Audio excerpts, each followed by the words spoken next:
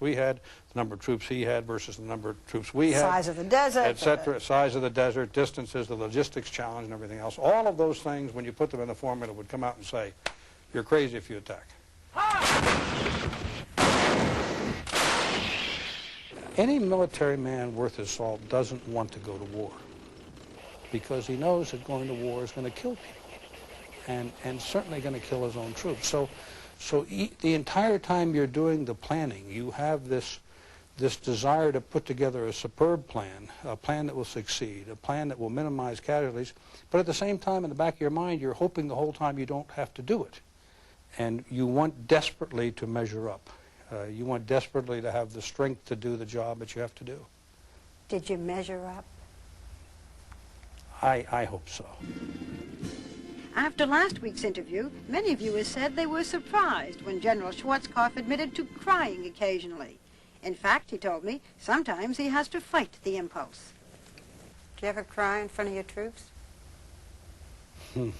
I try not to. I don't. I really don't. As a matter of fact, when I'm in front of the troops, most of the time I think that I guess I really think that you know, when I'm with them, they don't want a general to cry, and that's very important to me. And so therefore I don't. Christmas Eve was tough, but Christmas Eve I went out to a Christmas Eve service, and I was going to take a place way in the back, so nobody could see me. So if I did get overcome with emotion, you know, that they that it would be just me. And I walked into the tent and where the service was being held, and they found out that I was coming. And of course there was a seat reserved absolutely right square in the middle of the tent under all the lights in the front row, and so I just had to control it. But because the troops were there and because I ordered the troops not to do that, then I didn't. And so it was a blessing that I was in the very front row in front of everyone, where we were in a big U-shaped group where everybody could look right at me. And that's... I would like to ask, and I grant you that I'm asking it for specific reasons, but I would like you to say something about the women in this war. I'm really asking with great seriousness because this is the first time we've had women involved the way they are. I think it's a wonderful question. You know, the percentage of women in the United States Army is about 12.5%. And they are absolutely indispensable. They did a magnificent job out there. There were all sorts of jobs that were done by women. I mean, look at this magnificent young woman who was captured.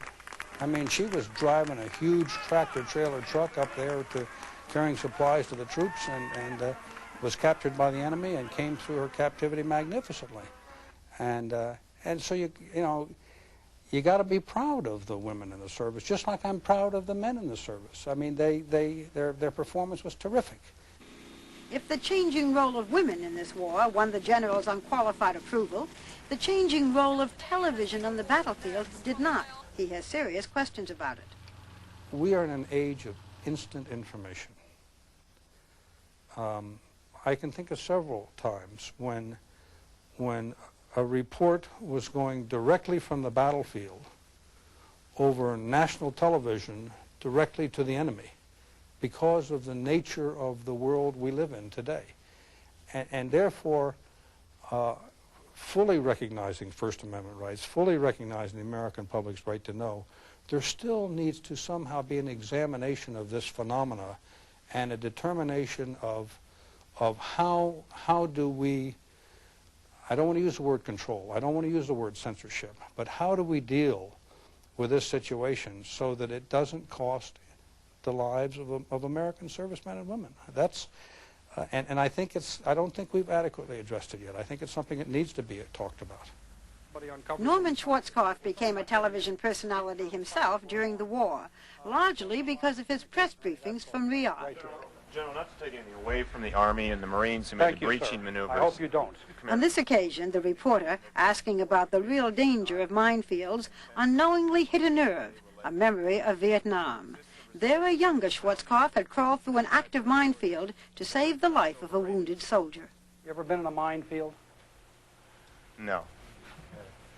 All there's got to be is one mine, and that's intense. You risked your own life to save the life of one of your men. Mm-hmm.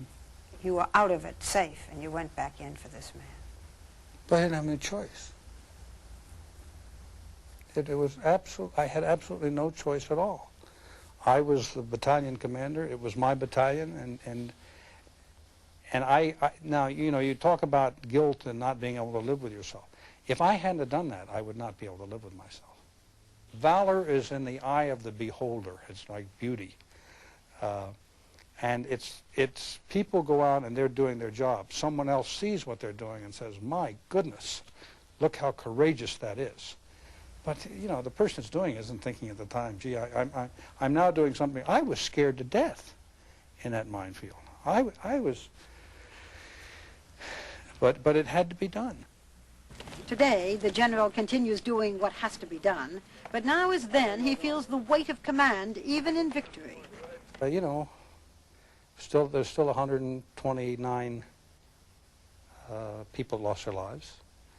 There's still a lot of people that are losing their lives even today in careless accidents and that sort of thing, and you don't like to see one of them. General, do you feel the guilt for every one of those guilt men or women? Guilt isn't the word. The responsibility. Yeah, the responsibility, sure. I mean, we had a terrible accident happen the other day, and I don't want to go into the details of the accident, but here the war was over, and the parents of this young man probably breathed a great sigh of relief that the war is over and my son's coming home. And subsequently that young man was killed because of out carelessness and negligence. And that's a human life, and I can't help but feel terrible compassion for that family. I mean, it's almost worse than them having lost their son in battle. Well, I say the job's not done. A lot of people are saying, gee, it's all over. And I say, no, it's not over. It won't be over until every single one of the American servicemen and women we have over here is home safely. Then it'll be over. From ABC News, World News Saturday, here's Carol Simpson. Good evening. Declaring the Allied mission complete, the commander of Operation Desert Storm, General Norman Schwarzkopf, today left Riyadh, Saudi Arabia, his headquarters and home for the better part of a year. So many people are expected to greet Schwarzkopf when he gets back to Florida tomorrow morning that officials are asking the public to stay home and watch the event on television. ABC's Pierre Salinger has more on the general's send-off from Saudi Arabia today. He has moved from war to history. The 56-year-old general about to retire, with his brilliant leadership in the Gulf War, has reached the 20th century heights of Generals George Marshall, Dwight Eisenhower, and Douglas MacArthur. Despite his joy at heading for home, he said he was sad to be leaving Saudi Arabia. I shall truly miss Saudi Arabia. I will truly miss the many, many friends that I have made here. At a ceremony in Saudi Arabia's defense ministry, General Schwarzkopf was given Saudi Arabia's top award, the first foreigner to receive it. In turn, he gave his colleague, Lieutenant General Khalid bin Sultan of Saudi Arabia, commander of the 130,000 Arab troops during the war, the American Legion of Merit, on behalf of President Bush. I have often said that if the world is to have a superpower, thank God it is the United States of America. When General Schwarzkopf was asked after the ceremony how he felt about Saddam Hussein still being in power, he didn't hide his feelings. I am disappointed at this time that that is the situation. General Schwarzkopf, now better known as Stormin' Norman, had spent 257 days running Operations Desert Shield and Desert Storm, creating the exceptional military plan of going around the Iraqi troops. Tonight, he arrived in Cairo to thank the Egyptians for the role they played in the Gulf War. Tomorrow, he goes home to Tampa, Florida, back to his family, back to his nation that considers him a genuine hero. Pierre Salinger, ABC News.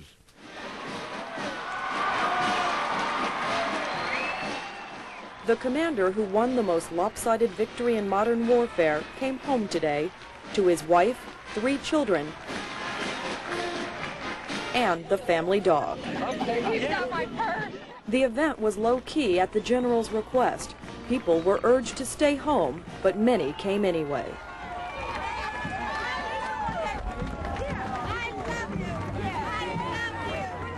great day to be a husband. It's a great day to be a father. It's a great day to be a brother. It's a great day to be a master of a great old dog.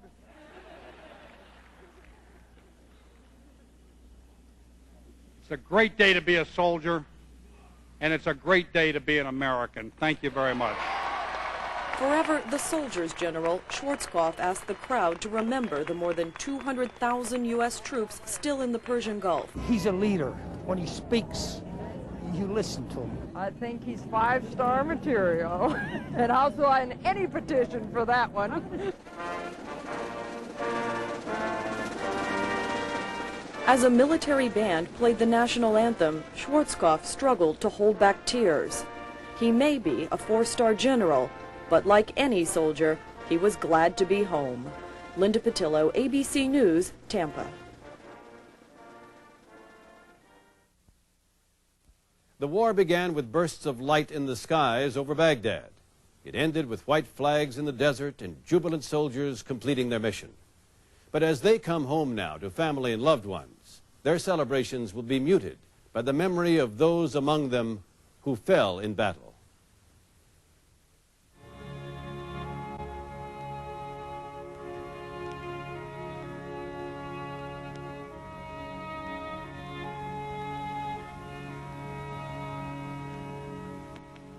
Nothing except a battle lost, wrote the Duke of Wellington, can be half so melancholy as a battle won. Fire. 120 American men and women lost their lives in the service of the battle won. Army Sergeant Ronald Randazzo was killed when his tank was hit by Iraqi artillery fire. He was 24, the average age of all those killed in action. Sergeant Randazzo wrote a letter to a friend shortly before he died. "I'm not really that afraid anymore. I'm worried about the people under me," he said. Pennsylvania suffered 14 dead, the most lost in combat of any one state. Army Specialist Christine Mays of Rochester Mills, Pennsylvania, was one of 5 women killed in action. Specialist Mays was killed along with 27 others when her barracks in Saudi Arabia was hit by a Scud missile. Specialist Mays left her engagement ring at home for fear of losing it in the war. The Army lost the most of any of the services, 97 killed in action. Army Sergeant Brian Scott was one of at least 49 of those killed who were married. Sergeant Scott was killed on February 26th by an Iraqi landmine. His son Casey Patrick was born 2 days earlier. Sergeant Scott never knew.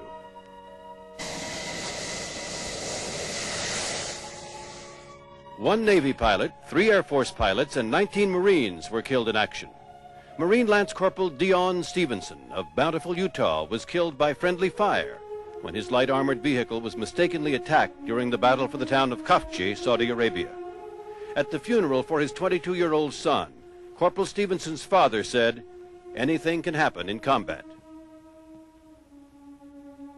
Private Robert Talley was only 18, the youngest American to die. Private Talley of Newark, New Jersey, joined the Army to further his education. He was one of 16 blacks killed in action. He was also one of 10 Americans killed by friendly fire. "Not one drop of oil," his grandmother allowed, "is worth the blood my grandson shed." Army Warrant Officer John Morgan sent a letter home to Bellevue, Washington to be opened in the event of his death. Warrant Officer Morgan's Black Hawk helicopter was shot down over Iraq on February 27th. His mother read the letter on March 3rd. "Just know I have something. I know something. You don't. What heaven is like." And 20-year-old Army Private Adrian Mitchell of Moreno Valley, California. Private Mitchell also died when her barracks was hit by the Scud missile. Her father, a retired Air Force sergeant, said, "I did 30 years, 21 days, and I didn't get a scratch. My daughter's been in for 5 months, and she's dead." In peace, wrote the Greek philosopher Herodotus, children bury their fathers.